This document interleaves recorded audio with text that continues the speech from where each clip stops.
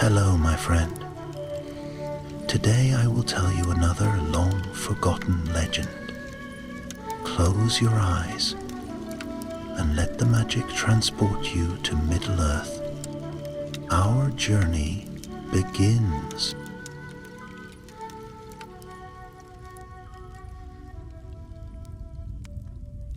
Long ago, when the shadows of the world had not yet gathered in full, there lived a wizard in the wild green edges of Mirkwood. He was not tall and commanding like Gandalf, nor austere and proud like Saruman. No, this one was humble, quiet, and gentle in his ways. He was called Radagast the Brown, friend to birds and beasts, dweller of the forest, and guardian of small and secret things that many forgot. His home, Rosgobel, lay near the forest's western edge, where the light still filtered through the boughs, and the air smelled sweet with pine and moss, but Radagast had not always remained there. In years past, he had walked the breadth of Middle-earth, learning the speech of animals, healing the sick roots of trees, and keeping watch on the subtle shifts of nature's song. Yet now he kept mostly to himself, growing quieter as the years wore on and less inclined to meddle in the doings of elves and men. Still, Mirkwood was changing. The Greenwood the Great, as it was once known, had darkened. Even after Sauron fled his fortress in Dol Guldur, his poison lingered. The very soil seemed ill. Trees whispered dreadful secrets at night, and in the deepest hollows creatures with no name stirred beneath tangled roots. On a morning washed in pale mist, Radagast awoke to a terrible silence. No bird sang, no squirrel chattered. The wind had ceased. Only the slow creak of the trees and the distant hush of something unseen moving through the wood reached his ears. He stepped outside his crooked little house, robes rustling like dry leaves, his staff tapping softly on the ground. "Something is amiss," he murmured, casting his gaze towards the south. From the trees above, a raven descended and alighted on his shoulder. She was old, her feathers graying, and her voice rasped with worry. "Black smoke by the river," she croaked. "The beasts have fled. The air is turning foul." Radagast frowned. "The Gladden fields?" The raven nodded. "No game left. Even the worms burrow deeper to hide." The wizard closed his eyes, listening, not with ears, but with the deeper sense gifted to the Astari. And in that quiet place within him he felt it. A pull, dark and sharp, like a thorn in the soul of the forest. Something had awoken. Not Sauron. No, that great evil had moved on. But this was kin to it, some remnant of his will left behind.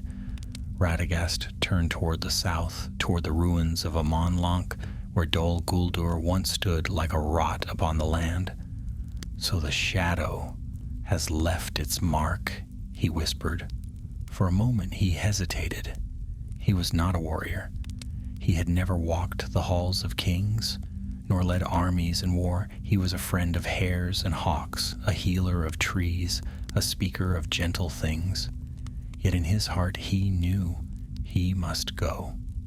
Later that day, as the sun tried weakly to pierce the forest gloom, Radagast prepared for his journey. He packed no sword, for he had never carried one, but he took herbs for healing, a pouch of seeds, and a small crystal vial that shimmered with light caught from the moon, a gift long ago from Lady Galadriel herself. Before he set off, he sent messages on the wind, to the elves of Thranduil's hall, to the woodmen of Wilderland, and to the beasts who still called him friend. "If there are any who will come, let them come," he said, not without a touch of weariness. By dusk, he was on the move, his great brown cloak flapped behind him like the wings of a hawk, and his staff glowed faintly as it touched the earth. The path he chose was not well trodden. It curled through hidden glades and ancient clearings, places the elves no longer wandered, and where men dared not go. On the second night he came upon a glen fouled with black ichor. Trees wept sap like blood, and the ground was torn by great claw marks. He bent to study the tracks and grimaced. "These are no ordinary beasts," he murmured. "Something bred in darkness walks here." From the shadows a voice spoke. "You rid the signs well, old man. Few dare this far." Radagast turned and found a figure stepping from the underbrush. He was tall and clad in dark green, his cloak stitched with leaves and a bow slung over his back. His eyes were sharp as wolf's, and his face bore many scars. "I am Maewyn of the Woodland Guard," the elf said. "I received your summons." Radagast inclined his head. "Then I am glad." "I should not have come," Maewyn said. "Thranduil forbade it. But there's a sickness in the trees, and my dreams are full of howling." The wizard looked again at the blackened trees. "You have felt it too." That night they shared little sleep. The howls came closer, not from wolves, but from something else, deeper, more dreadful, a voice full of hunger and hate. In the morning, another answered the call, a man of the woodman clad in furs and leather, with an axe at his back and a grim set to his jaw. "I am Baldur of the East Bite," he said simply. "My people are dying. I go to face the thing that hunts them." Radagast smiled, though the lines on his face were etched with worry. "Then we are three." And so began their journey southward into the black heart of Mirkwood. 3 wanderers, an old wizard with moss in his beard, a grim elf who defied his king, and a woodman who had lost more than he would say. The road ahead was full of shadows, and the wind whispered of old names, names better left forgotten. But the time for fear was past. Something waited in Dol Guldur, something born of darkness, and it was stirring once more. And Radagast, last of the brown-robed keeper of the quiet wilds, had at last answered the call. He would not turn away again. Not this time. Not when it was the forest's last chance. The forest thickened as they journeyed south, the air growing colder and close with every mile they passed. Moss crept over the trunks of trees like clinging fingers, and tangled roots reached up from the earth, seeking to snare careless feet. The sun was but a dim memory, filtered through a canopy so thick it turned day to dusk.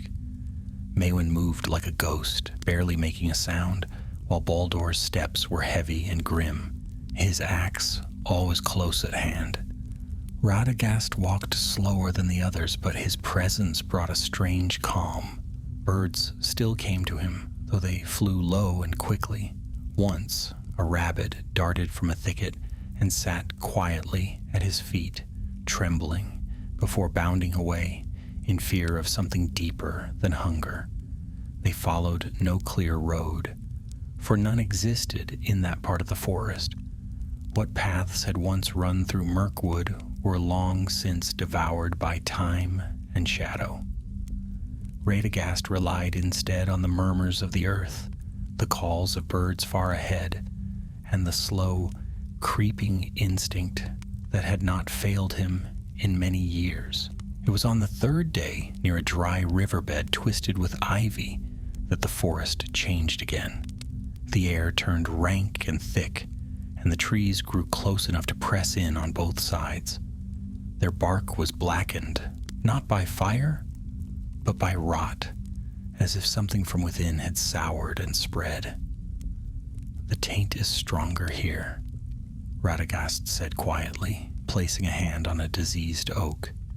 The bark flaked away at his touch, revealing wood pulsing with a sickly green light. It's feeding off something that shouldn't be here. Maewyn crouched beside him, examining claw marks gouged into a nearby stone. The beast passed this way. See how deep these run? It is no common warg. No, Baldur muttered. This is the thing that haunts our nights. It killed 3 of our hounds and a herder, ripped them apart and left no trail. They pressed on, though unease clung to them. That night they made camp in a hollow beneath a fallen tree, whose roots arched like ribs over their heads. Maewyn kept first watch, her sharp eyes scanning the dark while the others slept. For hours there was nothing but the rustle of leaves and the faint skitter of small things beneath the underbrush. Then, just as she turned to stoke the fire, a low growl rolled out from the trees. It was not the growl of a wolf. It was deeper, older, and filled with something Maewyn could not name.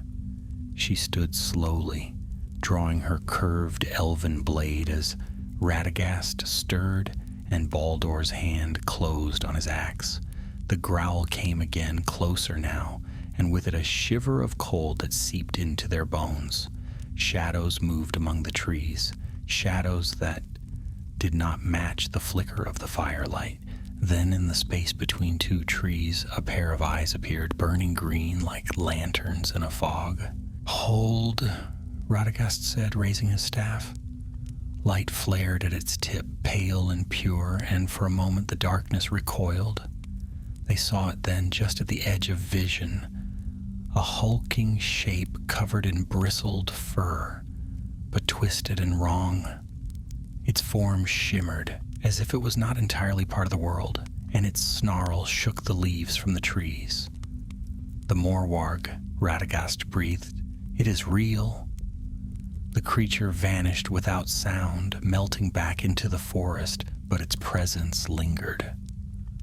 Maewyn lowered her sword with a curse, and Baldur spit into the dirt. "It's playing with us." "No," Radagast said, still staring into the dark. "It's warning us. We are close to its den." They broke camp before dawn, the fire left to die behind them. The trees grew more twisted with every step. Roots sprawled like veins, and dark fungi bloomed in places where sunlight had not touched in years. Radagast grew quieter, as if listening to things no one else could hear, and even Maewyn's sharp tongue dulled to silence. On the 5th day, they reached the edge of a clearing, and what remained of an old fortress. It was Dol Guldur. The ruins loomed like a scar upon the land, great black stones half swallowed by vines and ash. Its towers had crumbled, but the bones of its evil remained. Radagast halted, his face pale and his hand tightened on his staff. "I have been here before," he said, "long ago, when the White Council drove Sauron from this place. But we did not cleanse it. We only pushed the darkness back. The ground around the ruins was scorched and cracked, as though something had drained the life from it." Maewyn bent low and picked up a broken helm, rusted and scorched. "Orcs died here. Many." "Not enough," Baldur said. "If this is where the beast lairs, then we should end it now." "No," Radagast warned. "We must not charge in blindly. There is more here than just the Morwarg. Something else lingers, something older." They crept into the ruins, the silence broken only by the sound of wind moaning through the shattered walls. Every corner seemed filled with shadow, and every step echoed louder than the last. Radagast led them to what had once been a tower, its top broken and open to the gray sky above. Beneath it lay a chamber of stone, its door scorched with ancient runes. Here the air was colder. Radagast reached into his cloak and drew forth the crystal vial.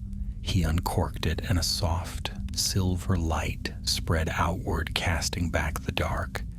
In its glow, they saw the markings on the floor, a circle etched in black, filled with twisted symbols that pulsed faintly.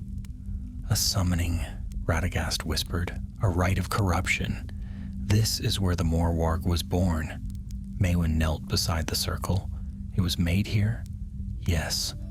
A creature of fang and fury, drawn from the void, not born as others are, but conjured by malice, bound to serve. Sauron left it here to guard something." Baldur grunted. "Guard what?" Radagast hesitated, then looked to the far wall. There, hidden behind a shattered altar, was a narrow stair descending deep into the rock. Only one thing would require such a guardian. He turned to face them. "A relic, a seeing stone, a palantir." Even Maewyn's eyes widened at that. "You believe one remains?" "I do," Radagast said, "and if the enemy learns of it, then all our work may be undone." There was no more discussion. They descended the stair, their way lit by Radagast's vial, and every step brought them deeper into a place untouched by time. They did not know that something below was stirring, that the Morwarg was not alone in guarding the ancient relic. And above, high in the crumbled heights of Dol Guldur, a crow circled once and flew west, bearing tidings no one yet understood. The forest held its breath, and the last chance of Mirkwood pressed on toward its reckoning. The stair wound down into the belly of the earth, cold and narrow, carved long ago by hands that no longer walked the world. Each step echoed as they descended, the sound swallowed by stone and silence. The walls were damp and veined with roots that twitched faintly in the light, as if remembering the touch of sunlight, but long since soured by shadow.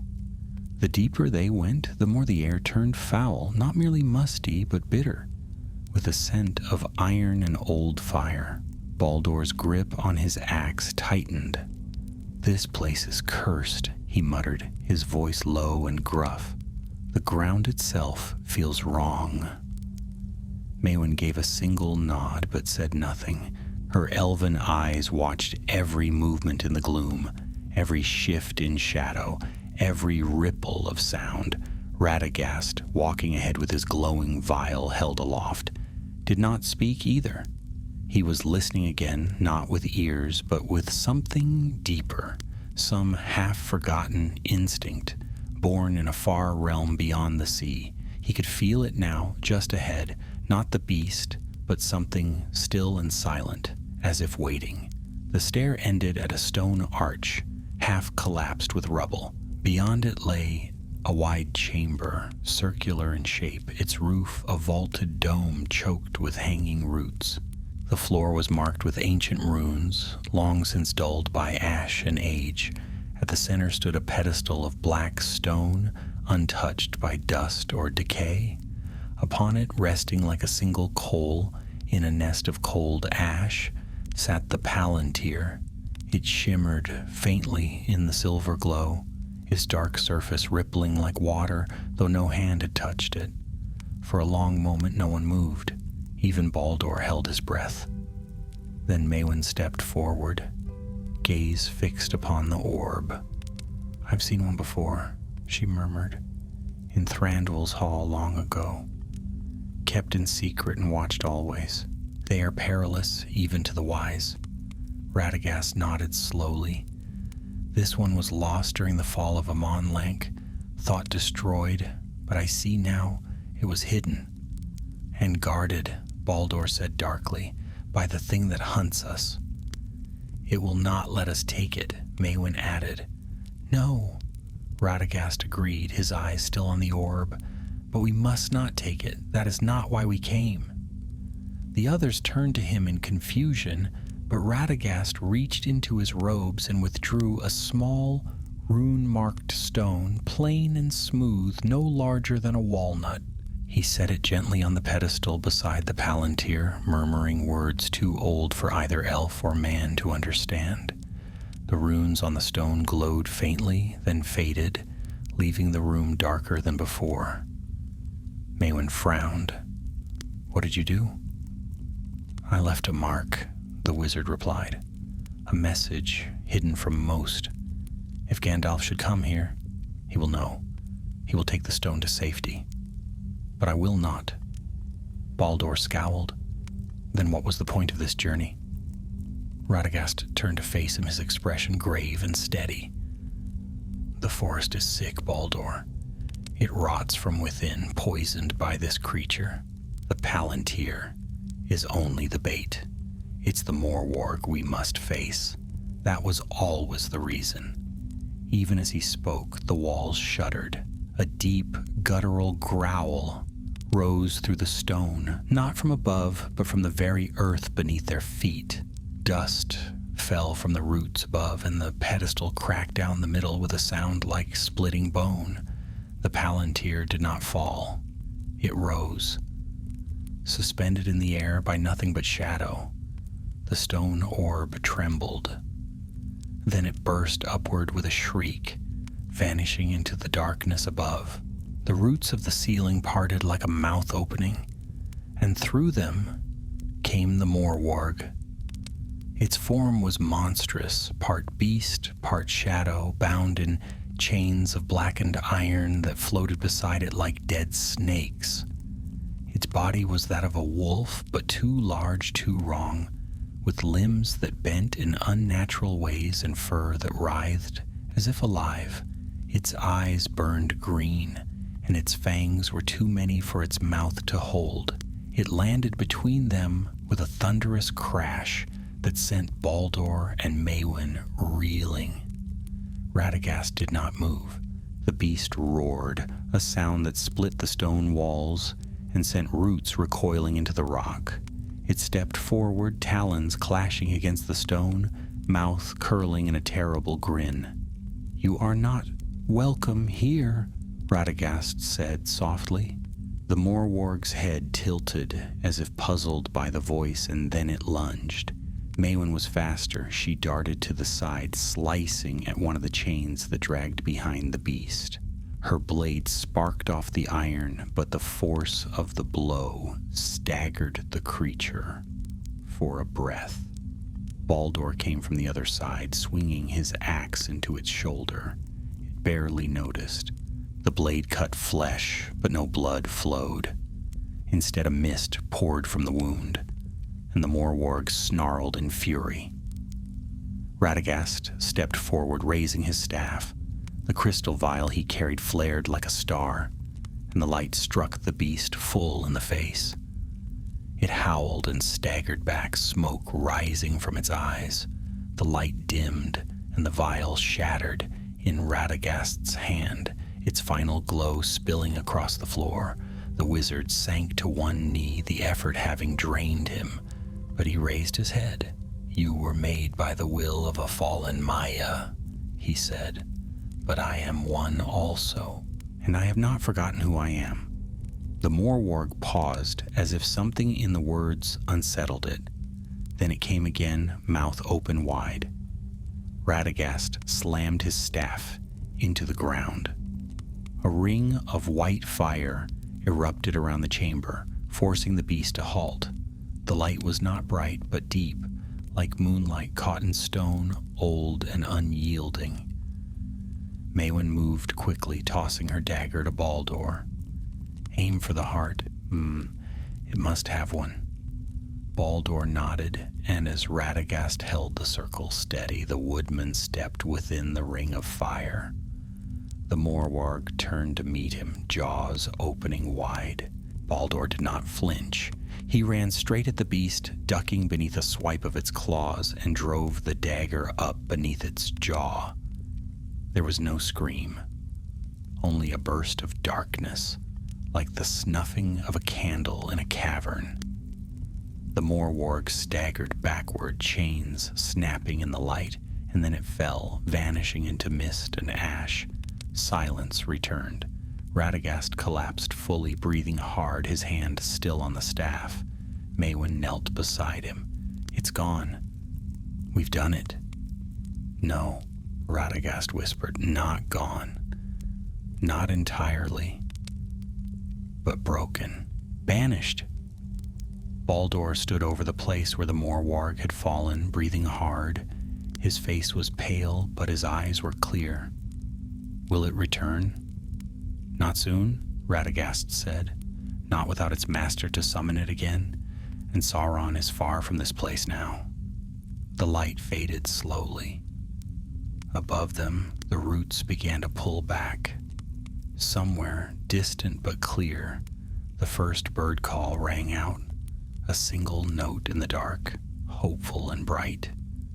They left the chamber without touching the Palantir again.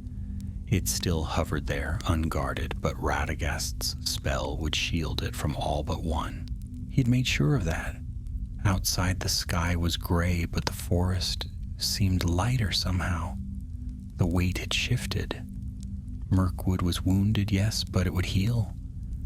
Not all battles were for crowns or cities. Some were fought in silence beneath the earth, in forgotten ruins. And sometimes the quiet ones, those who listened instead of spoke, were the ones who saved the world without ever asking for thanks. Radagast the Brown had remembered his purpose, and Middle-earth was better for it. They did not speak as they left the ruins of Dol Guldur behind.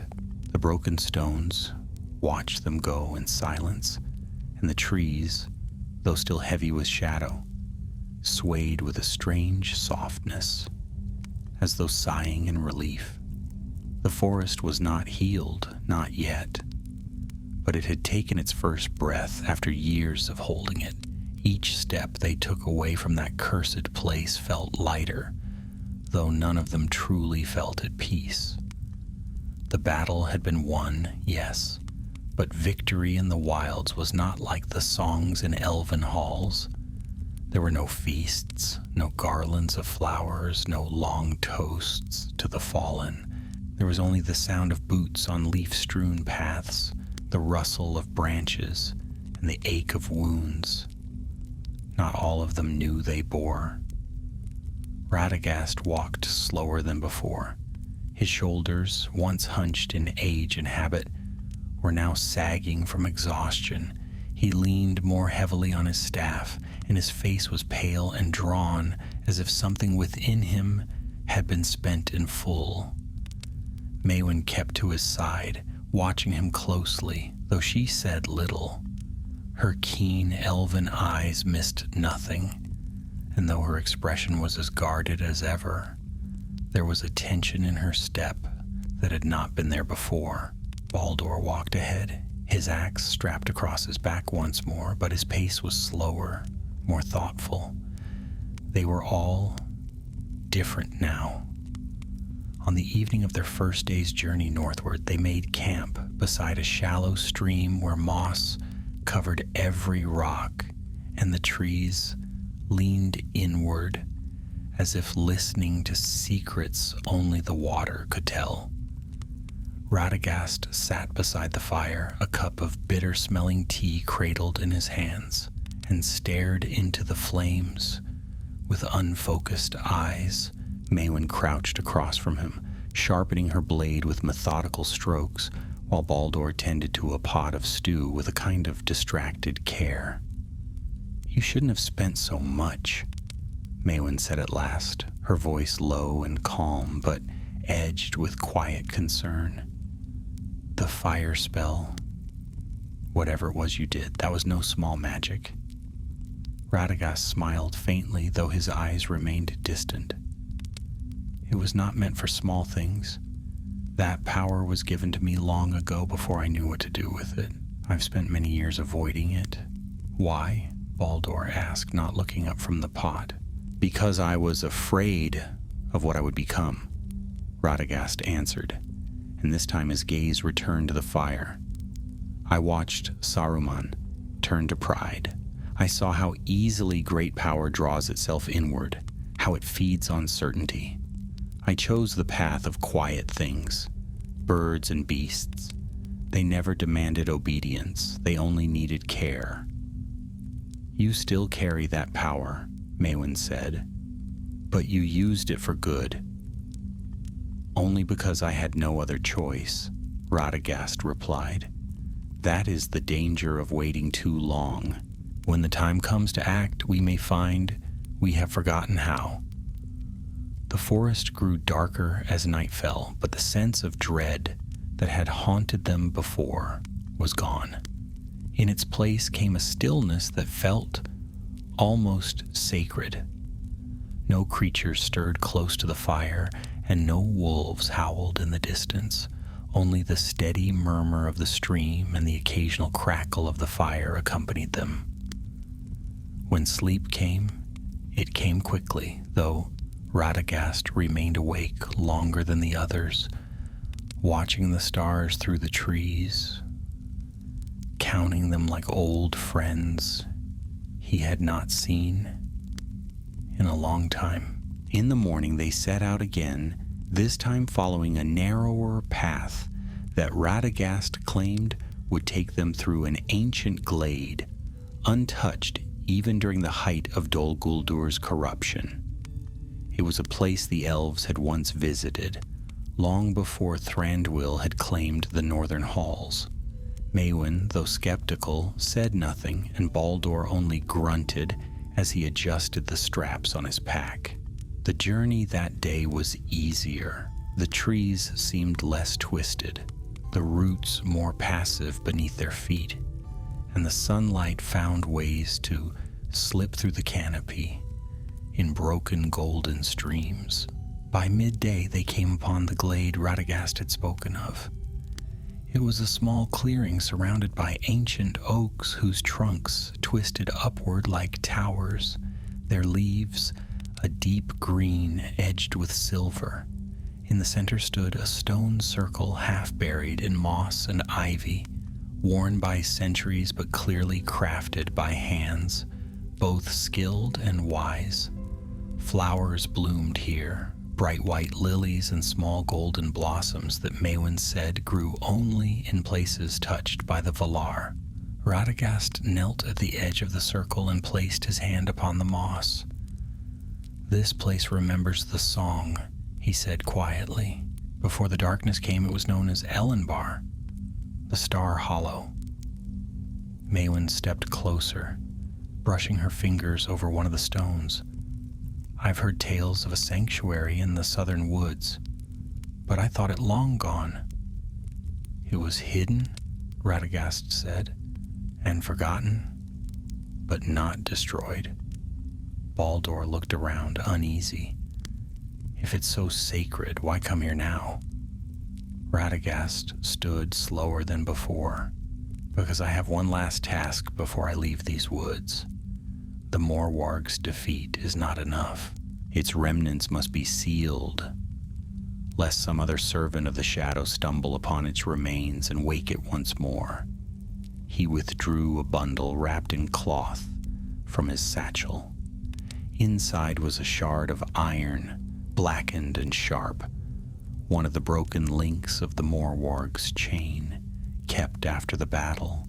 It pulsed faintly with cold light, a remnant of dark power still clinging to it. Even Maewyn stepped back at the sight of it.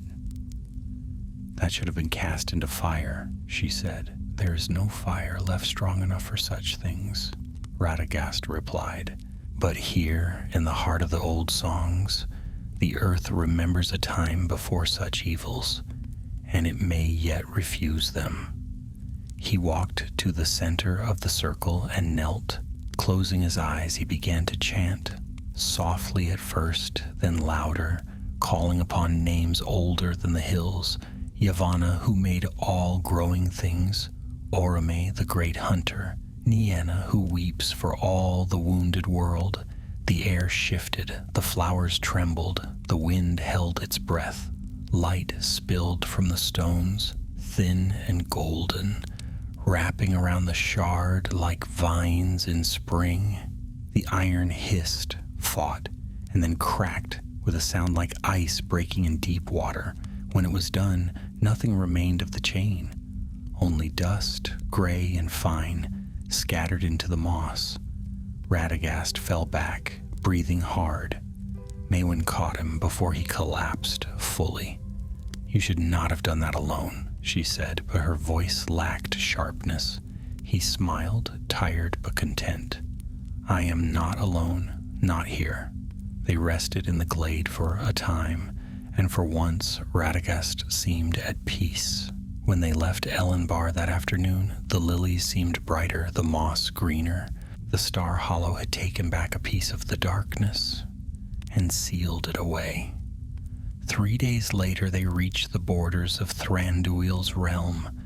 Elven guards met them at the edge of the trees, startled to see Maewyn and wary of the others. But she spoke with quiet authority. And when they heard what had happened in the south, even the most suspicious among them grew solemn. Maewyn turned to Radagast as the elves prepared a guide to escort them further. "You could come with me, rest in the halls of the Woodland King. You've earned it." But Radagast shook his head. "My road lies elsewhere. There are still things to watch, whispers on the wind, small voices that go unheard. I must listen for them." "And you?" Maewyn asked Baldur. The woodman shrugged. "Back to the East Bight. My people will need to know the dark is lifting." They parted at the forest's edge without ceremony. Radagast watched the trees sway behind them, then turned eastward, alone once more, but not lonely. The forest had been given a second chance. That was enough. The morning after Radagast parted ways with Maewyn and Baldur, he rose early, though the sun had yet to crest the horizon. The sky was a sheet of pale gray, and mist hung low over the forest, like a blanket drawn tight across the land. Alone once more, Radagast walked with slow, deliberate steps through the awakening wood, following trails invisible to all but the most attentive eye. He was not headed for any known village or hall, nor did he intend to rejoin the company of wizards. His path led east toward the hills that marked the furthest edge of Mirkwood, where the land began to turn to open fields and gentle streams before climbing again toward the withered heath. Though the darkness had loosened its grip, Radagast knew it had not vanished entirely. Shadows, once born, had a way of lingering. They hid in forgotten corners and fed on the silence left behind when great battles were done. That was why he walked again. Not to fight, but to listen. 2 days into his solitary journey, he came upon a broken shrine nestled between the roots of a great oak. It was little more than a moss-covered platform and a carved stone face, so worn by time and weather that its features were barely visible. Yet something about it held his attention. He approached with a kind of reverence, setting his staff gently against the tree and kneeling before the forgotten altar. "This place once had a name," he murmured, "but no one remembers it now." From within the folds of his cloak, he drew a small bundle of dried herbs and crushed them between his fingers. A fragrant scent rose into the air, sweet and earthy like summer leaves. He whispered a short blessing in the tongue of the Valor, then scattered the herbs at the base of the altar. The forest stirred in response, the branches above rustling faintly, though no wind passed through them. Somewhere in the trees, a bird called out, a clear, trilling note that had not been heard in that part of the world for many years. Radagast smiled and rested his hand on the soil. Not all memories are lost.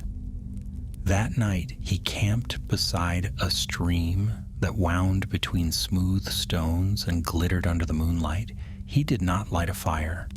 Instead, he sat quietly and listened to the sounds of the forest, owls calling to each other across the canopy, the gentle rush of water, the creak of old boughs shifting in their sleep.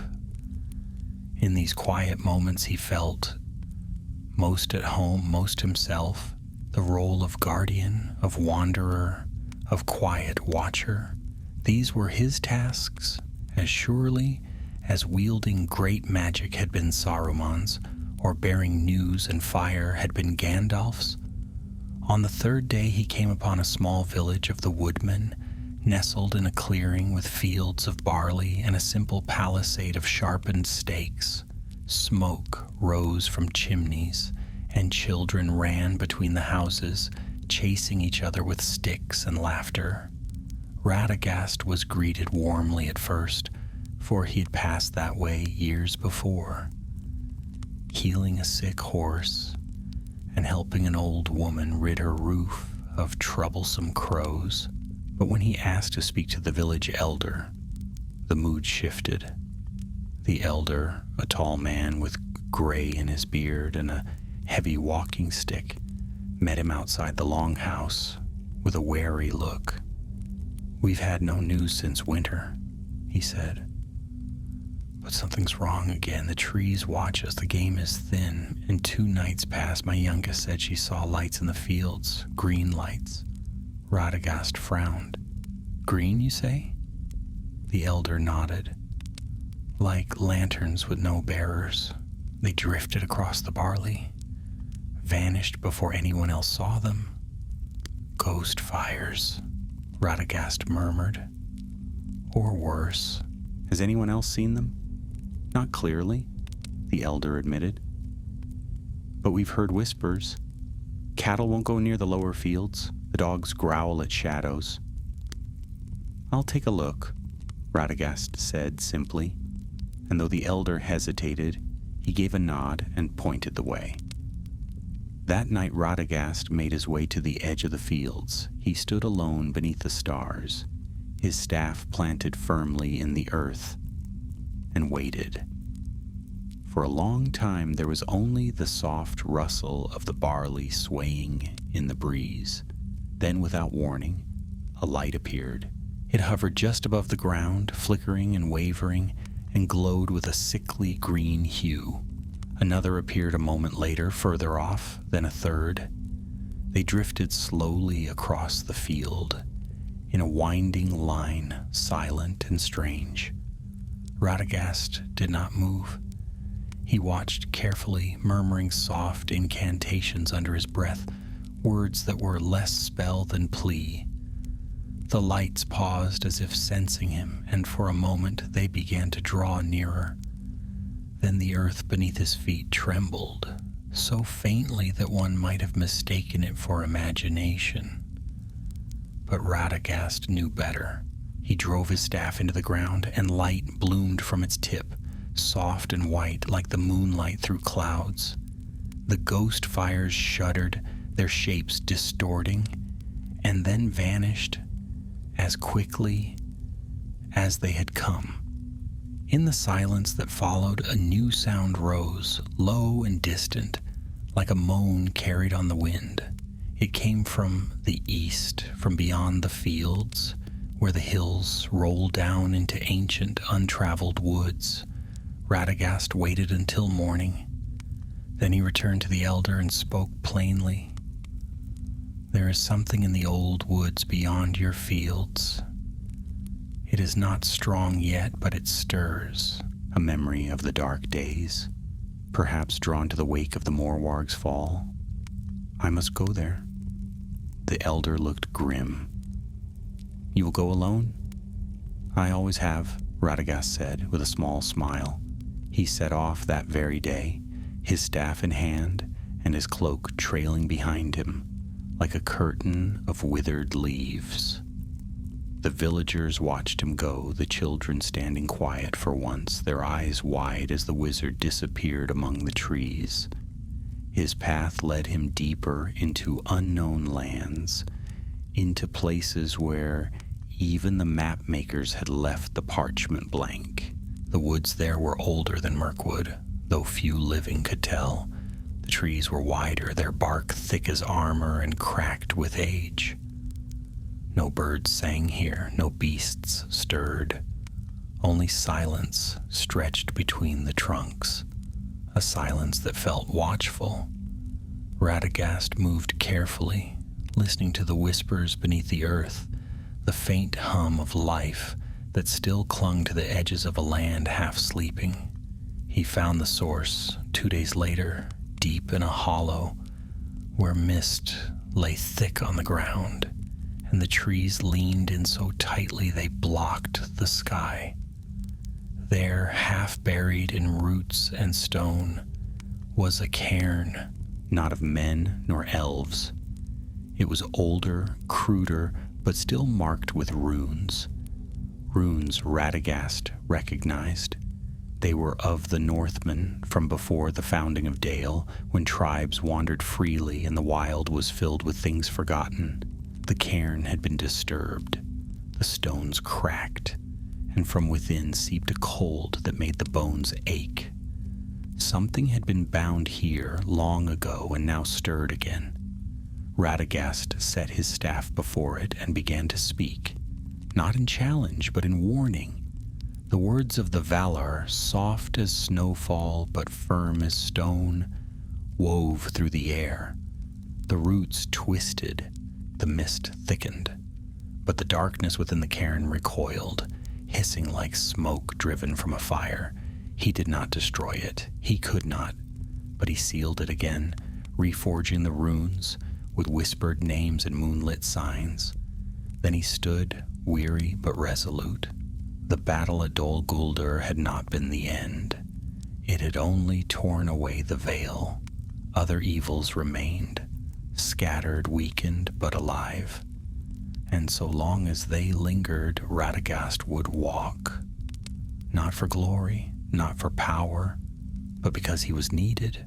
It was nearing the end of autumn when Radagast came upon the edge of the forest, where the trees thinned into rolling heathland, speckled with low brush and dry grass. The air was cooler here, crisper, with the scent of frost lingering in the wind. Leaves danced in the breeze like scattered memories, and overhead, flocks of birds made their long journey southward, weaving dark shapes across a sky painted in soft gray and rose. Radagast paused on a small hill, his hand resting on his staff, as he looked out over the land. Somewhere far beyond those distant ridges lay the river Carnan, and past that the wastelands where dragons once flew, and the bones of old kingdoms rested beneath stone and ash. He had no destination now, not in the ordinary sense. His purpose had narrowed into something quieter than before. He was seeking not an enemy, not a relic, but places where the damage left behind could still be healed. Evil did not simply vanish when its masters were defeated. It lingered in soil and stone, in forgotten corners of the world, in the hearts of those who still feared the dark. And so he wandered, a silent gardener in a wounded land. Late that evening, as he made camp near a broken standing stone on a lonely rise, Radagast was disturbed by the approach of footsteps, light, quick, but not careless. He stood slowly, his cloak brushing the ground, and raised a hand. "You may come forward," he called softly, already sensing no ill will in the approach. From the slope emerged a figure clad in travel-worn leathers, his hood thrown back to reveal a young face weathered by wind and distance. His hair was dark and tangled, his eyes sharp, and at his belt hung a short sword of Númenórean make. He bowed slightly before speaking. "I've been looking for you, Master Radagast," the man said. Name's Halwyn of the North Marches. I was told you'd passed through the woodman villages weeks ago." Radagast studied him for a moment. "And who sent you?" "No one, strictly," Halwyn admitted, dropping into a crouch near the fire and extending his hands to the flames. "But word travels. My folk have seen strange things these past months. Lights in the hills, whispers near the old barrows, the sort of things your name tends to follow." "I imagine there are many names carried on those winds," Radagast replied. "Why follow mine?" Halwyn hesitated before answering. "Because I think we're being hunted." Radagast raised an eyebrow. "We?" "There's a company of us, scouts and watchers mostly, rangers without a captain. Since the Battle of 5 Armies, we tried to keep the roads clear, guide lost travelers, that sort of thing. But something's changed. The land feels tight, as though it's holding its breath. Last month, 2 of our number vanished. Found one 3 days later, dead beneath a tree with no mark on him, and eyes wide as if he'd seen something he couldn't understand." Radagast turned his gaze back to the fire, thoughtful. "And the other? Still missing. Where?" Halwyn reached into his pack and drew out a scrap of parchment, unrolling it to reveal a rough map. He pointed to a spot northeast of their camp. "The ruins near Fenmark Holt. We tracked them that far, but the signs went cold. One of our older men swears the place was once a stronghold in the elder days, though I've seen nothing to suggest it's more than stones and moss." Radagast leaned closer, his eyes narrowing as he took in the location. No fortress stood there in the days of Elendil or his sons, but the name is old, too old to have come from men. He reached for his staff, rising slowly to his feet. "Take me there." They left at dawn, moving quickly across the hills and low woodland, Halwyn leading them with a ranger's sure-footed ease. The journey took a day and a half, and the air grew steadily colder as they neared the place marked on the map. Clouds pressed low and the trees took on a strange stillness, their trunks pale and silent, like watchers on a battlefield long forgotten. When they arrived, it was not what Radagast had expected. Fenmark Holt was no simple ruin. The land had sunk inward, forming a shallow basin overgrown with thorns and brush, and at its center stood the broken remains of a stone structure unlike any Radagast had seen. The walls were black, not from fire, but from age, and they shimmered faintly in the twilight as though resisting the touch of the living world. A single arch remained intact, its edges carved with runes that twisted the longer he looked at them. "There," Halwyn said quietly, pointing toward a patch of disturbed ground near the arch. "That's where we found Roland. No wounds, no poison, just lying there as if he'd fallen asleep with his eyes open." Radagast approached with caution, staff in hand. The wind shifted as he drew near, and a chill passed through him that had nothing to do with the season. The ground itself felt wrong. Not corrupted exactly, but empty, hollow, as if something had drained the life from it and left a shell behind. He knelt beside the disturbed soil, placing his hand against it. The contact sent a jolt through him, faint but unmistakable. There was power here, dormant, ancient, and deeply unwilling to be disturbed. "This was no resting place of kings," he said softly. "It is a gate." Halwyn frowned. "A gate to where?" Radagast rose slowly. "To nowhere, and that is what makes it dangerous. There are places in the world where the veil between what is and what is not has worn thin. When the great darkness passed through these lands, it left such wounds behind. Most are sealed, forgotten, or ignored, but some like this one stir when the world shifts. He looked up at the sky where clouds gathered like ink pooling in water. The fall of Dol Guldur shook more than just trees. It pulled at the seams of the land. Halwyn seemed uneasy. Then what do we do? Radagast stepped back from the arch and began drawing runes into the earth with the tip of his staff. We seal it. Not with force, but with silence. These things feed on attention, belief, fear. If we name them, they listen. If we forget them, they fade. The ritual took hours. As the wind howled and the air thickened, Radagast worked quietly, marking the boundary stones with ash and old words. Halwyn helped where he could, though much of the process seemed beyond understanding. When the last rune was set, Radagast pressed his palm to the archstone and whispered a name in a voice so soft it barely carried. The air shivered. Then everything stilled. The light returned, slowly but surely. The chill faded. The trees moved again. Halwyn let out a breath he hadn't realized he'd been holding. Is it done?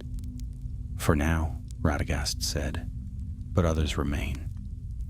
These wounds in the world, they do not close easily, and some never do. They left Fenmark Holt behind, and neither of them looked back. That night, as they camped beneath a canopy of silver-leaved trees, Halwyn watched the stars emerge and turned toward Radagast. "Why you?" he asked. "Why do you do this alone?" Radagast was silent for a long while before answering. "Because someone must." They spent one more night beneath the canopy before parting at dawn. Halwyn left early, heading west to rejoin what remained of his scattered company, promising to carry word of what they had found to any who would listen. Radagast watched him go, leaning on his staff, the faint wind tugging at the hem of his cloak. He did not feel lonely. He had grown used to these quiet partings. Companionship for him was not measured by presence, but by purpose, and Halwyn had found his. As for Radagast, he turned north again, drawn by a feeling he could not easily explain. It was not dread exactly, nor warning, but a kind of subtle tug, like a whisper heard through leaves on a distant breeze. There were things still unfinished, strands left untied. And somewhere deep in the fabric of Middle-earth, something had stirred. The days grew shorter as he climbed into the northern highlands, and the wind took on a colder bite. He crossed old hunting paths, once used by the woodmen, now overgrown with brambles and silent beneath thick moss. On the second day, he found a ruined watchtower, little more than a ring of stones now, though the base of the structure still stood defiant against time and ivy. He rested there, watching the clouds drift above the treetops, and tried to recall when last he had walked so far without the company of animals. Even the birds had grown scarce. It was not a silence of death, but one of distance. The creatures of the wild were drawing away, and Radagast knew better than most what that meant. That evening he lit no fire and ate little, preferring instead to listen to the sounds of the earth around him. Somewhere far off, a stag moved through the underbrush, its hooves careful on the brittle leaves. Owls called, faint but steady. Yet even among these signs of life, he felt the absence of something that should have been there.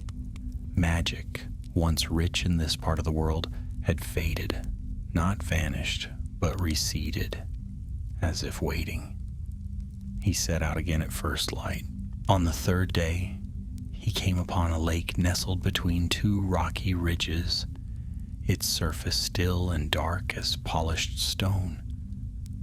There were no reeds, no frogs croaking from the edge, no fish breaking the surface.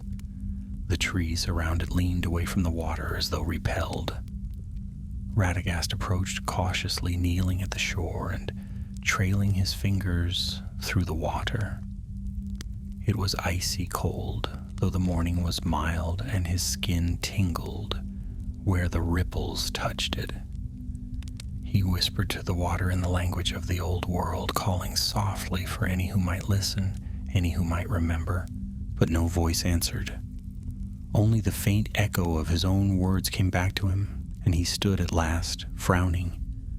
There was no evil here, not exactly, but something had fallen asleep that should not have, and sometimes such slumber was more dangerous than rage.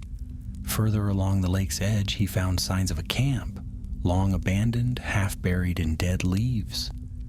A few scraps of cloth clung to the broken frame of a tent, and rusted cookware lay scattered near a stone-ringed fire pit.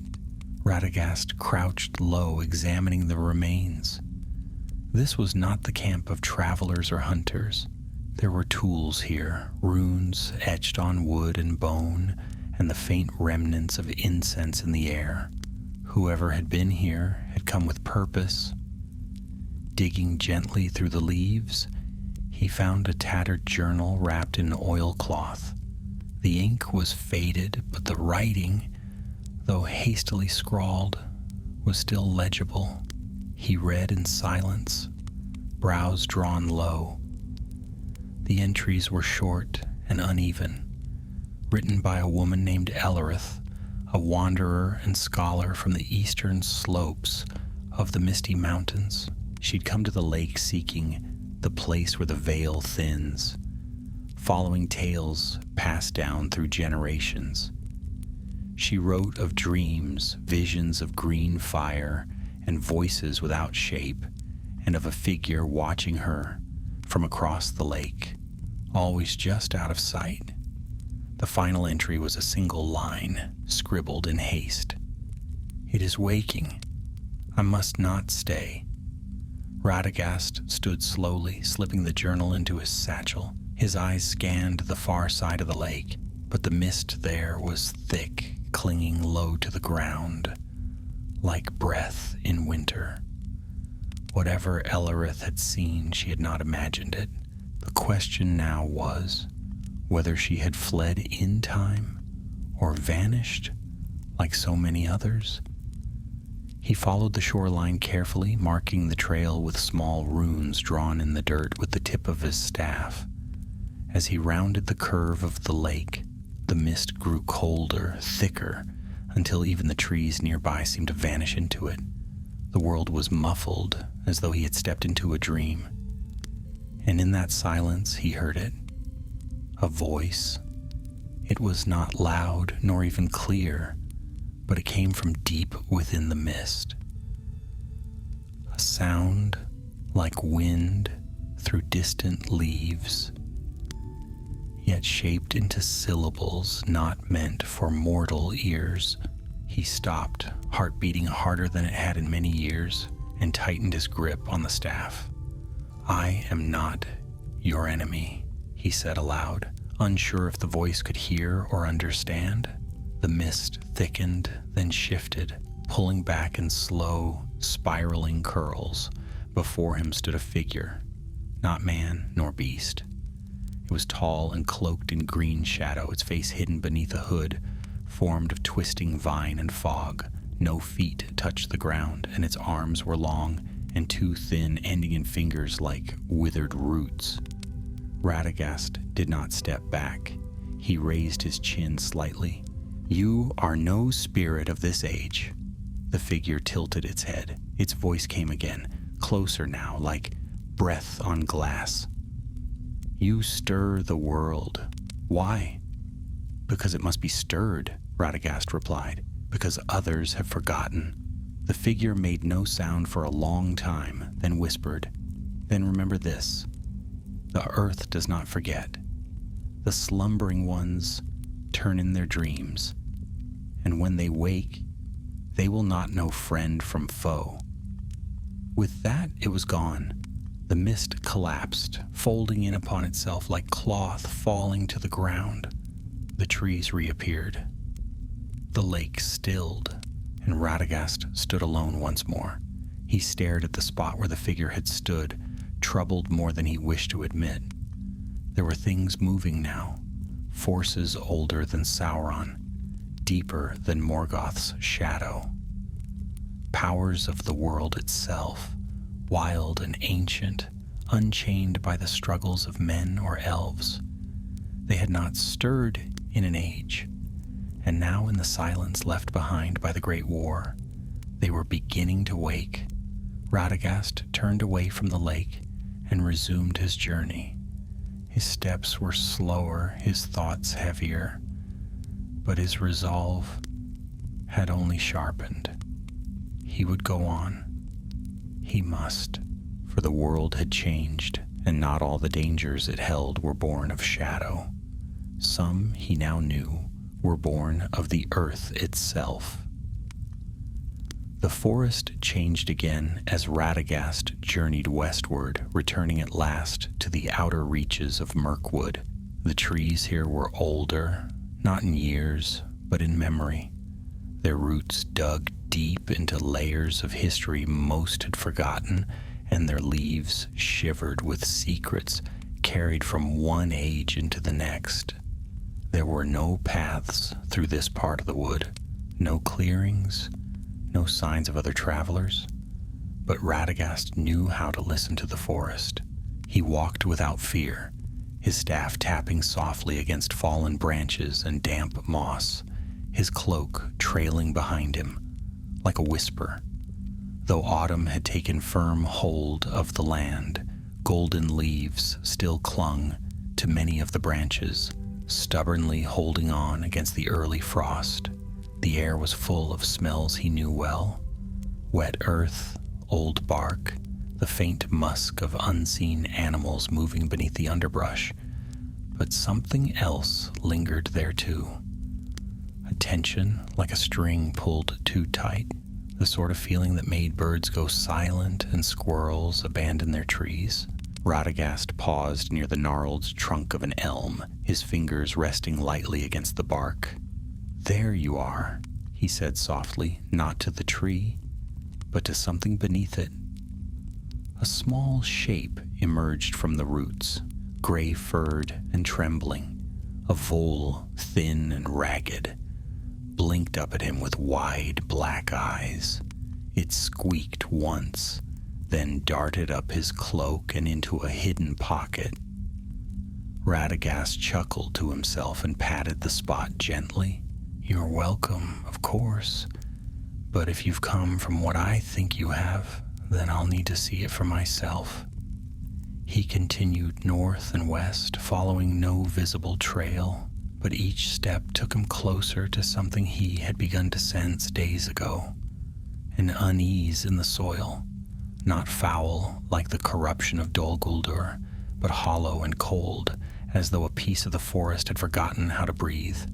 He came at last to a low valley, hemmed in by stone outcrops, where the trees grew in twisted spirals, leaning not toward the sun but away from a hollow at the valley's heart. It was there, in that hollow, that the forest ended. Not in the usual way. There was no thinning of the trees, no gradual fading of the canopy, but in a sudden, jarring line where the green simply stopped. Beyond that line was a circle of bare earth, dry and cracked like an old riverbed, with nothing growing within its bounds. Not a single leaf, not even moss. The air was still and dry, and the silence was absolute. Radagast stepped to the edge and crouched low, touching the soil with the tip of his staff. It crumbled beneath him like ash. No scent, no warmth, no life, and yet the place thrummed faintly like a pulse too deep to hear, but too strong to ignore. He spoke a single word, Awarthad, a word in the tongue of the Ainur, used in times of great need to call memory into being. The earth did not stir, but something answered. From the edge of the circle across from where he knelt, a figure stepped out of the trees. She was tall and clad in robes the color of frost-dusted grass. Her hair was long and black, bound in silver clasps, and her eyes held the green-gold hue of autumn leaves. Radagast stood slowly, his heart catching in his chest. "I did not expect you," he said. The woman inclined her head. "Few do. Have you come because of the hollow?" "No," she answered. "I came because you did." Radagast took a cautious step closer. "You were sent here once, like me, but you left before the great wars began. Why return now?" She smiled, though there was no joy in it. "Because I never left." For a moment, the forest seemed to hold its breath. Radagast searched her face. "Then you are Iwendil still?" "I am what remains of her," she replied. "Like you, I chose the gentle path. I whispered to roots instead of summoning fire, but even the quiet things must rise when the world forgets them." He gestured to the lifeless hollow. "What is this?" "A place where the song faltered," she said. "Long ago, when Melkor walked in disguise and sought to poison the deep places of the world, he planted seeds that never bloomed, buried memories of destruction. This is one. It has waited. And now, with the Dark Prince gone and the world turning again, it seeks to rise in his stead." Radagast looked down into the hollow. "And what does it want?" "Nothing," she said. "That is its nature. It is the echo of unmaking, the silence that follows when creation is broken. It has no name, no face, no desire, only emptiness." He stepped toward the edge and took a deep breath. "Then I will stop it." The woman's eyes narrowed. "Can you?" Radagast raised his staff. "No, but I can keep it dreaming." She watched him for a long moment, then nodded. "You will need a sigil, one drawn from the breath of the forest itself." "I have it," he said, and from the folds of his cloak, he drew forth a small carving, a piece of antler etched with runes shaped like flowing water from the glade of Elenbar. With careful steps, he entered the hollow. The air turned colder with each movement, and the ground crunched beneath his feet. At the very center, he knelt and pressed the antler sigil into the earth. It did not sink, it did not resist. It simply lay there, a reminder of life amid the nothingness. Then Radagast sang. His voice was rough with age, not strong or noble like the elves, but deep with the memory of wind through pine and the creak of old trees. He sang the song of growth, of seasons passing, of small things, of ferns unfolding, of birds nesting, of mushrooms pushing through damp loam. He sang not for glory, but for the world, and the world listened. The ground shuddered just once, then settled. A single blade of grass pushed through the earth beside the sigil. Another followed. Then the silence deepened again, not hostile now, but resting. Radagast stood and turned back toward the edge. The woman was gone. Only her footprints remained in the moss, already fading. He did not know if she had been real or a remnant of his own kind made visible by the strange energies of the hollow. But it did not matter. The world had shifted again, and he had answered. As he left the valley, he noticed that birds had begun to sing once more. By the time Radagast emerged from the shadowed valley, the sky had cleared, and the late autumn sun was spilling golden light through the thinning leaves.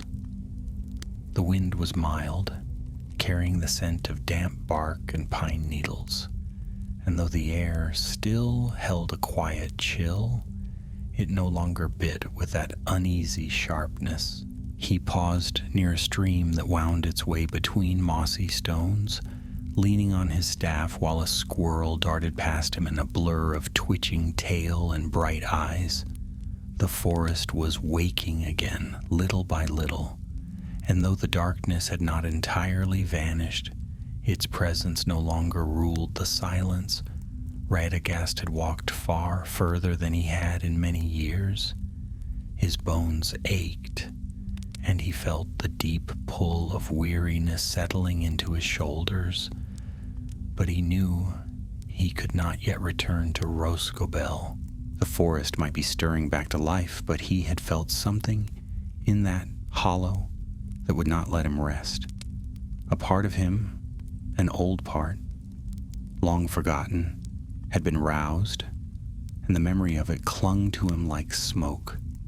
He had once thought himself a watcher of the small and the helpless, a friend of finches and ferns, and nothing more. But the world had changed, and he was beginning to see that even the smallest things could not hide from the greater turning of the age. That evening he made camp in the shelter of a fallen birch, whose white bark gleamed like bone in the fading light. He gathered a few dry branches, coaxed a modest fire to life, and sat with his knees drawn up beneath his cloak, his hands cupped around a tin of tea that steamed gently in the cold. Above him, stars began to appear, pale at first, then bright and sharp in the blackness. He watched them quietly, tracing the old constellations, Menelvagor, the swordsman of the sky, and Valashirka, the sickle that had once shone above the towers of Morgoth himself. As he looked, his thoughts turned, not to the past, as they often did, but to what might come. He was still thinking when the visitor arrived.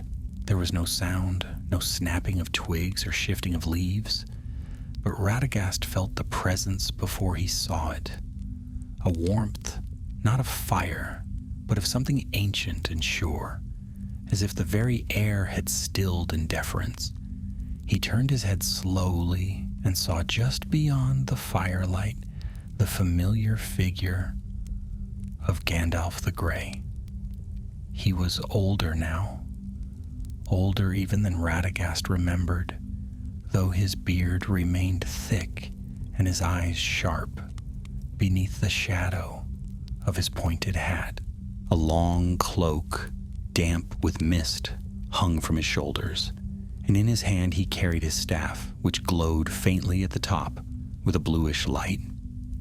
He stepped forward with a nod, his expression unreadable. "So," Gandalf said quietly, settling himself opposite Radagast without asking, "You've finally stopped hiding." Radagast didn't answer at once. He poured a second cup of tea and passed it across the fire. "I wasn't hiding." "Not truly?" Gandalf took the cup with a grunt of amusement. "No, just lingering in the background while the world nearly collapsed." "I was watching," Radagast said without defensiveness, "caring for the wild places, speaking to those whom no one else hears." "And that mattered," Gandalf admitted, "more than many knew. But now the time for watching is over." Radagast looked at him, truly looked. There were lines around Gandalf's eyes that hadn't been there before, and a weight behind his gaze that spoke of long roads and hard choices. "You've seen what's coming, haven't you?" Gandalf nodded slowly. "The war is finished, but the world is not healed. The Dark Lord has fallen, but the darkness hasn't gone. It's fractured, broken into pieces, and each piece will seek a new home. You've already met one, I imagine."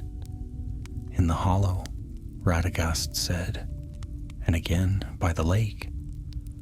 Then you know, Gandalf replied, this age will not end in fire and ruin, but in forgetting. The danger now is not that the shadow will rise again, but that we will no longer see it when it does. Radagast stirred the fire with a stick, watching the embers float upward like tiny stars. And what would you have me do? Keep walking, Gandalf said. Keep listening. The wild places remember what others forget. And when the songs fade from men's halls and elven voices fall silent, it will be the trees and rivers who bear witness. Radagast didn't answer right away. He sipped his tea, now lukewarm, and let the silence settle between them.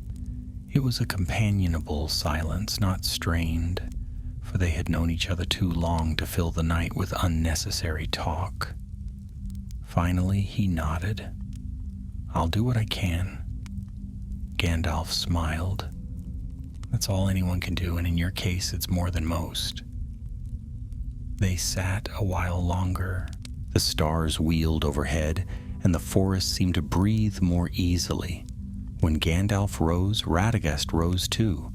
The gray wizard offered his hand, and they clasped wrists in the old way, a grip that spoke of shared purpose and deeper knowledge. I'll walk the southern roads, Gandalf said. There's talk of unrest in the mountains beyond Dunland. Nothing certain, but I've learned not to ignore the murmurings of old stones. Radagast chuckled. And I'll go north again. There are barrows up that way I've never visited, and the hills are restless. Gandalf turned to go, then paused. By the way, he said, glancing over his shoulder, the white tree blossoms again in Minas Tirith. Radagast blinked. Truly? As truly as any wonder, Gandalf said, and then he was gone, vanishing into the trees, as quietly as he had come.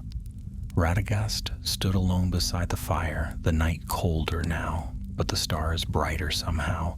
The white tree had bloomed. That meant the world was not lost. Hope had roots, after all, even in the dark. He gathered his things in the morning. The squirrel was still nestled in his cloak, fast asleep, and he let it be. The fire had long since died, but the ashes still held warmth. He stepped into the forest once more, not toward Rosgobel, not toward any place he might call home, but deeper into the land that had called him since the beginning. He had no map, no clear purpose, only the knowledge that something had shifted in the deep places of the world, and that someone needed to listen. Radagast the Brown, last of the quiet wizards, walked into the mist once more. Radagast walked for 2 more days through the northern reaches of the forest, where the trees grew thin and the land began to roll upward in long, heather-covered hills. The wind blew colder here, whistling through dry grasses and rattling the bones of leafless trees. He crossed the bed of an old stream, now reduced to a trickle, and climbed into the highlands, where the paths faded entirely, leaving only deer trails and old wagon ruts nearly lost to time. He did not mind the solitude. He had lived in it for years, and it had become something like an old coat, weather-worn and patched in places, but familiar and comforting. On the 3rd evening, as the sun sank behind a line of jagged hills, Radagast came upon a strange sight, a circle of standing stones, mossy and cracked, surrounding a hollow in the earth. They were not large, but each stone had been placed with care, forming a ring just wide enough to contain a single gnarled tree, now long dead. Its bark was bleached gray, its branches bare and stiff, like the twisted fingers of some long-buried giant. The roots spread outward through the grass like veins beneath skin, and the soil around it had turned a darker shade, almost black, Radagast circled the stones once, slowly, his eyes narrowed and his staff tapping lightly at his side. The air within the circle was colder than the wind outside, and as he stepped into its bounds, he felt the familiar, prickling sensation crawl across his arms. Magic, old and buried deep, not the work of elves nor dwarves. This was something older from a time before. The great powers had divided the world into kingdoms and songs. It felt like a warning more than a welcome. He crouched beside the dead tree and placed his hand on the bark. The wood was brittle beneath his fingers, crumbling slightly at the edges, but beneath the surface there was something else. A memory, not a voice, but a feeling. Longing, grief, fear. He closed his eyes and leaned closer. "Who bound you here?" he whispered, though no one was meant to answer. And yet something did. The wind shifted suddenly, not a gust, but a single sharp breeze that rushed between the stones and carried with it the faint scent of ash. Radagast's eyes flew open. The hollow had changed. The tree remained, but the sky above it darkened as if dusk had fallen all at once. The stones seemed taller now, looming, casting long shadows that didn't match the position of the sun. A low hum filled the air, not sound exactly, but pressure, as though the earth itself was remembering something it would rather forget. Radagast stood quickly and backed away from the tree. He drew a rune in the air with his staff, a protective ward, and the hum lessened slightly. He turned to leave the circle, but the stones were no longer where he had seen them. They had moved just slightly, just enough. The gap he had entered through was gone. "Not again," he muttered, exasperated more than frightened. Then a voice, thin, distant, but unmistakably real, echoed through the air. "Do not wake what sleeps here." It was a woman's voice, old and full of sorrow, as if she had spent too long remembering and not enough time living. Radagast turned toward it but saw no one. "Who are you?" he asked. "And what lies beneath this place?" The voice returned, softer now, fading. "A warning, a vow, a curse, bound in root and stone until the end of days." Radagast frowned. He looked down at the earth beneath the tree, now pulsing faintly with a reddish glow just beneath the surface, like embers buried in ash. Whatever was here had not been sealed with strength or fire, but with memory. Memory was powerful, sometimes more powerful than steel, but only as long as it was remembered. He stepped to the edge of the stone circle and raised his staff high.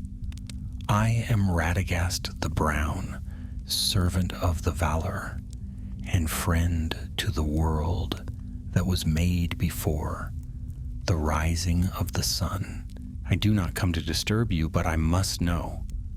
The glow pulsed again, then from beneath the tree something shifted.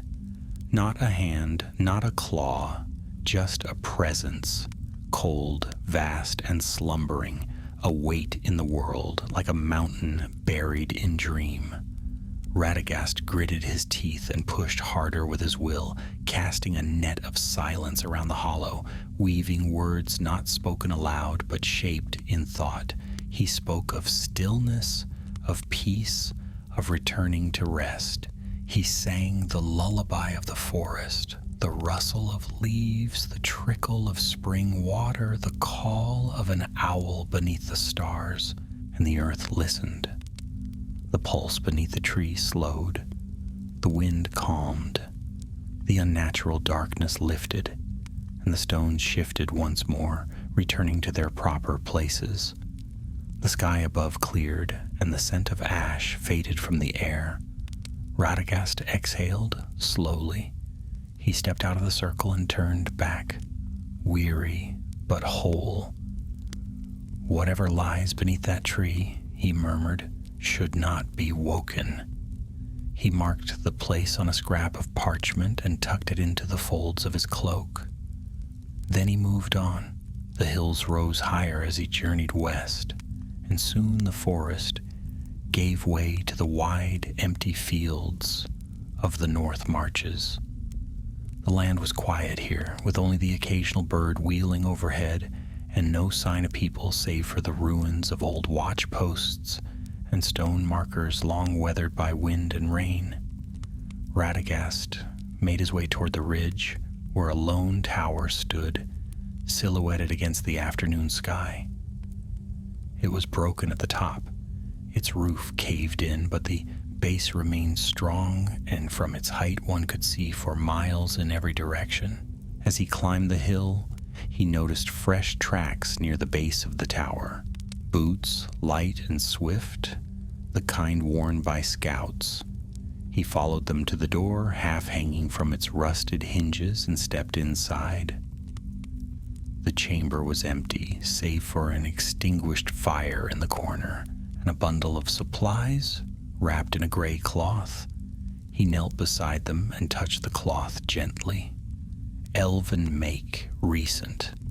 Likely one of Thranduil's scouts, though it puzzled him that they would venture this far north alone. A scrap of parchment lay tucked into the folds. Radagast read it quickly, his brow furrowing. Found the second cairn. The wards are failing. If you read this, do not enter the hollow below the tower. The air has changed. Something stirs. He looked toward the back wall. There, hidden behind a pile of fallen stone, was a narrow stair descending into darkness.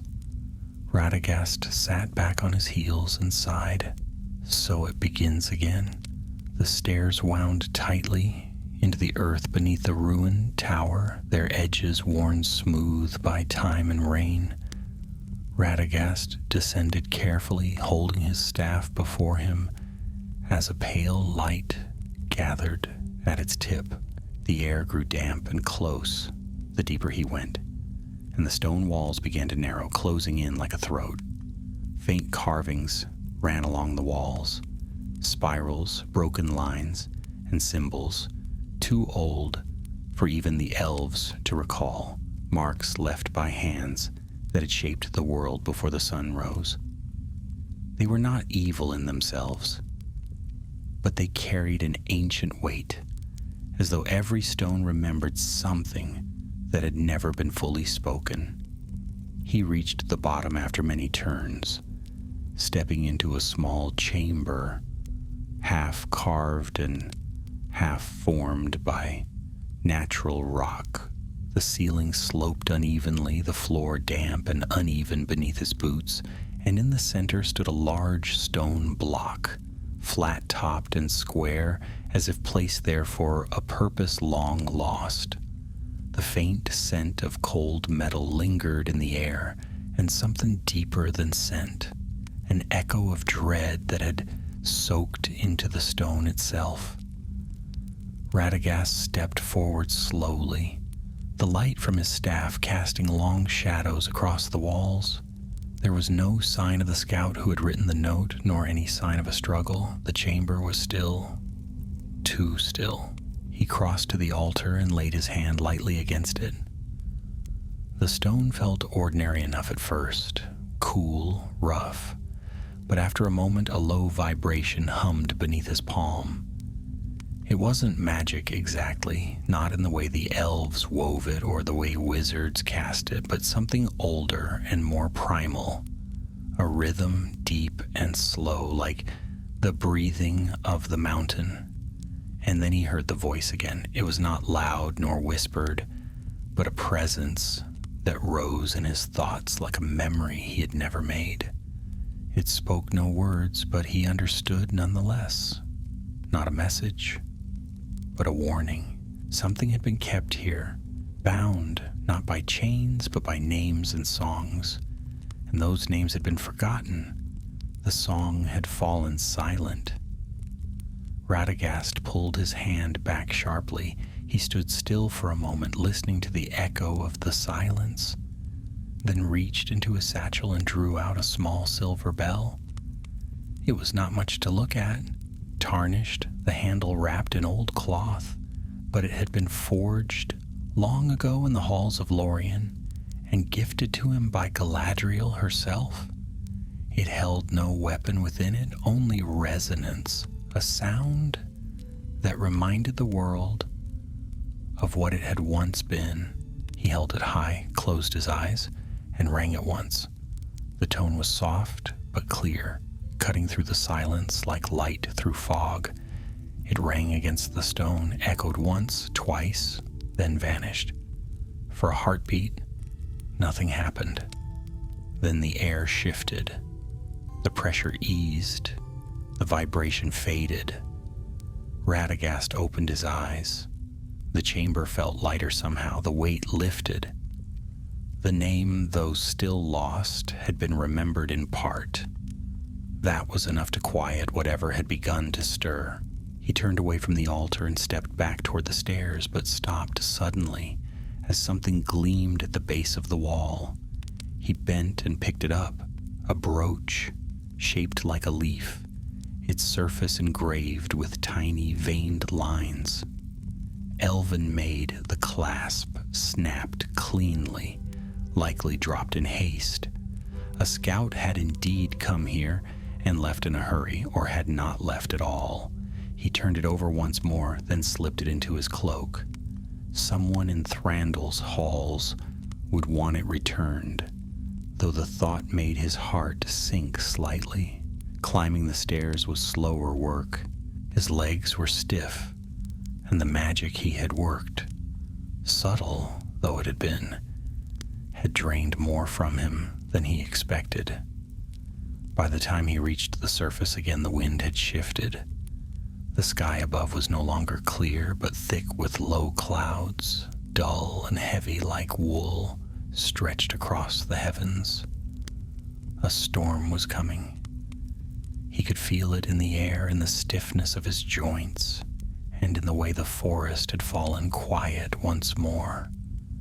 Radagast did not linger at the tower. He left a small marking on the doorway, one the elves would recognize as a sign of caution, and moved quickly down the hill, heading back toward the forest. The trees greeted him like old friends, their trunks solid and familiar after the cold silence of stone. Birds chirped high above, and he caught sight of a fox darting between ferns, its red fur flashing between the roots.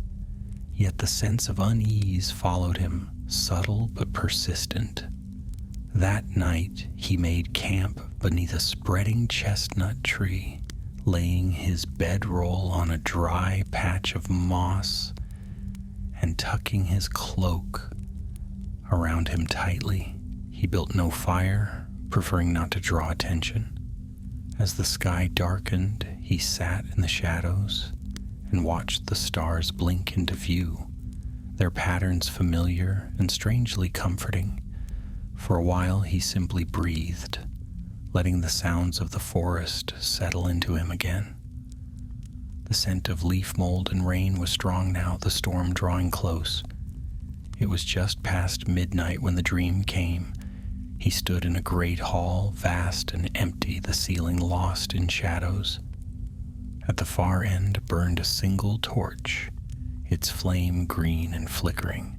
The walls were carved with faces, some human, some beast, others neither, and they wept silently.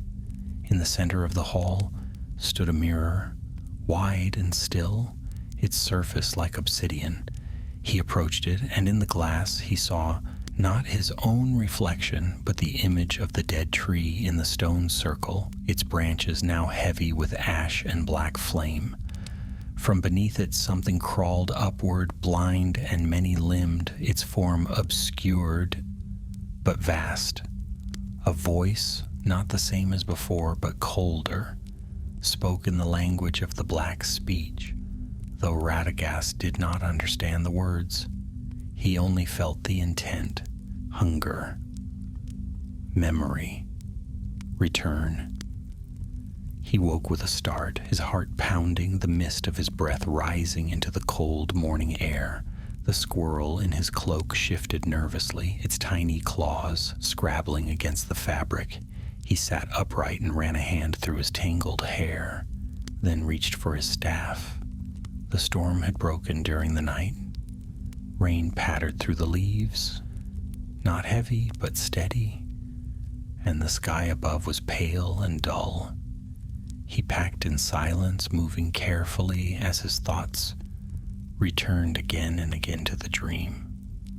Dreams could be tricks of the mind, echoes of old fear,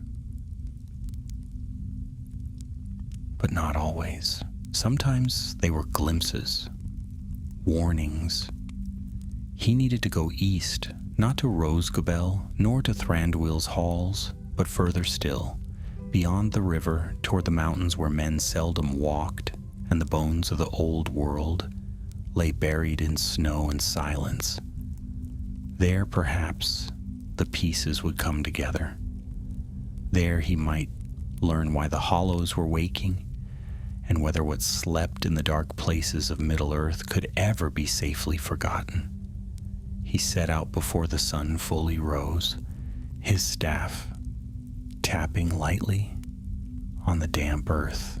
Behind him, far away beneath the tower, the altar began to hum once more. Radagast traveled eastward, beneath a sky thick with low, shifting clouds.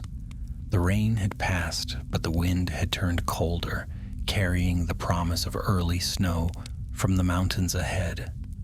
The forest thinned as he went, giving way to open grassland broken only by scattered copses of pine and hawthorn. Few came this way, for there were no roads, no towns, and no promise of safety.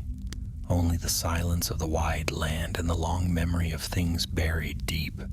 The creatures that moved here were lean and wary, and even the birds flew low, as if they feared being seen by something watching from above. He made good pace, despite the soreness in his knees and the weariness clinging to his bones. There was a tension within him now, like a drawn bowstring, something waiting to release. He no longer knew whether he was walking toward a place or an answer, but he felt himself pulled eastward all the same. It was as if the land itself had caught the scent of something ancient and stirring and had sent him in pursuit before it could rise fully. 3 days out from the tower, Radagast came upon the ruins of a village he did not know. The stonework was old, but not ancient, no more than 2 centuries gone. Moss clung to the walls, and the roofs had long since collapsed, leaving only frames and cold hearths open to the sky. A single well still stood at the village center, capped with a rusted grate and half filled with leaves. Radagast passed through it quietly, noting that no birds perched on the stones and no vines grew over the doorways. Places could be empty for many reasons: war, famine, flight. But this one had been abandoned for another. He could feel it in the earth. He paused before the well, resting one hand on its rim. There was water far below. He could smell it, but the taste of it was wrong, bitter, heavy with metal and memory. Something had poisoned the heart of the village long ago, and whatever had done so had not yet passed on. He left a small charm on the stone, a curled twig wrapped in blue thread, and murmured a blessing in the tongue of Yavanna, the giver of fruits. It would not undo the past, but it might bring gentler dreams to the land beneath. Then he moved on. The land climbed steadily as he continued east, rising into low hills, dotted with gnarled trees and outcrops of gray stone. On the 5th day, as the light waned behind a bank of iron-gray clouds, he reached a ridge that overlooked the great expanse of the eastern valleys. There, in the shadow of the Efelduath, the world seemed to hold its breath. The valleys were bleak and still, the river below winding like a serpent through rock and grass. To the south he could just glimpse the edge of the dead marshes, distant, hazy, and glinting like glass under the dull sky. But it was the mountain ahead that drew his gaze. Not tall like the peaks of the misty mountains, nor wide like those of the white mountains, but a lone, sharp-edged height of dark stone that rose abruptly from the land around it. No trees grew on its flanks. No snow capped its peak. It had no name in the common tongue, and perhaps it never needed one. It was a place that simply was, unwelcoming, forgotten, and dangerous. He descended from the ridge and approached the mountain cautiously. There were old paths along its base, though none had been used in living memory. Stones had been moved once, set into lines, forming crude markers that had since tumbled out of place. The wind picked up again, colder now, howling low through the rocks and rattling the sparse brush. Radagast felt the pressure of the place before he set foot on the slope. This was the source, not of all darkness nor of all trouble, but of something specific and hidden. A knot in the fabric of Middle-earth, tied long ago and left to fester, the hollows, the dreams, the waking voices beneath the stone. It all traced back to this place. He did not know what he would find at the summit, only that he must reach it before the shadow there reached outward once more. He climbed slowly, his staff tapping rhythmically against stone, his breath steady despite the strain. Time moved strangely on the mountainside. The clouds thickened above him, gray turning slowly to black, though the air did not yet bring snow or rain. The wind grew quieter, not weaker, until it fell entirely still. Even his cloak hung limp at his side. It was as though the mountain had no weather of its own. At the summit he found no altar, no temple, no remnants of ancient fortresses, only a ring of bare stone, perfectly smooth, worn down by no hands, and shaped by no tools. At its center lay a circle no larger than a shield, cut into the rock and filled with soil, black as coal. Radagast knelt at the edge and stared at it for a long time. Something was buried here, not a relic, not a weapon, but a memory, too terrible to be given form. And like the hollows he had found before, it was waking, not from hatred or hunger, but from neglect.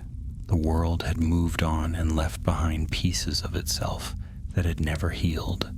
He drew the last of his charms from his cloak, a simple token of birch and star iron, shaped like a feather and bound in twine. He pressed it into the soil at the center of the circle and closed his eyes. He did not chant. He did not summon. He simply remembered. He remembered the songs of the trees in spring, the cries of fledglings in their nests, the smell of grass after rain, the hush of snowfall on a quiet night.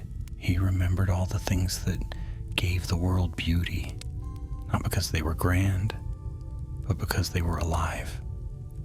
He filled the silence with memory until there was no space for the darkness to grow.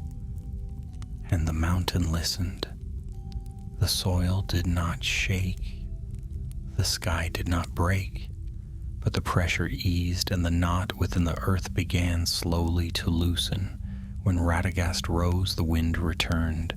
It brushed past him gently, carrying with it the scent of pine and frost. The clouds above began to thin, and pale light slipped through in patches. He turned his face to the wind and smiled faintly, though his limbs trembled with fatigue. He made his way down the mountain without haste, knowing that his task, though not finished, had reached its turning point. Others would come after him, wiser, stronger, younger, but they would walk a world less burdened because he had walked this far. Weeks later, when he returned at last to Roscabel, the birds were waiting. They greeted him with chatter and wing beats, circling in delight as he stepped into the clearing. The trees here had grown fuller.